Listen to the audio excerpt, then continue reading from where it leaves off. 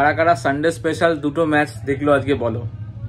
বিরাট কোহলির ভালো রান খেলা হলো, ফিল সল্টেরও ভালো খেলা হলো।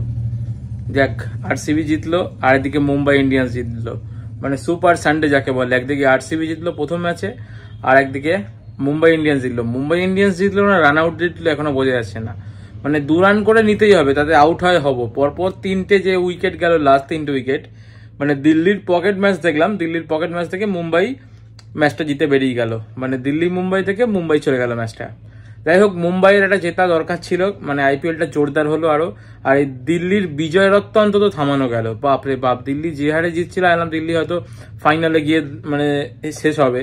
যাক, দিল্লির বিজয় রাতটাও শেষ হলো, আজকে মুম্বাই জিতলো, খুব ভালো লাগলো। মানে রোহিত শর্মার খুশি দেখে খুব ভালো লাগলো, যে কিভাবে লাফালো, মানে হার্দিক পান্ডিয়া লাফাচ্ছে, জাস্ট অসাম লাগলো আজকে।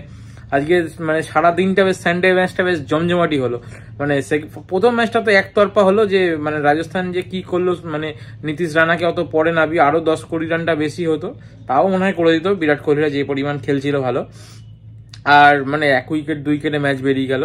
আর এটা তো মানে মুম্বাই তো মানে দিল্লি যেটা বলবো, মানে মানে নিজের পায়ে নিজে কুড়ুল মারলো, যে কি করলো না করলো আমি বুঝতে পারলাম না। মানে আমি তো ভাবলাম এটা 4-5টা উইকেট হাতে রেখে ম্যাচ বেরিয়ে যাবে, বলা যায় না ক্রিকেট একটা বলের খেলা।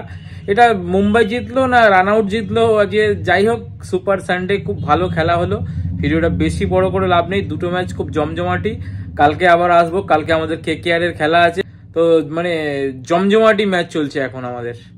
তো দুর্দান্ত লাগলো, আজকে দিনটা ভালো কেটে গেল আর কি। মানে আইপিএল যতদিন আছে কি জানি না, মানে আইপিএল আছে বলে দিনগুলো বেশ ভালো কেটে যাচ্ছে আর কি।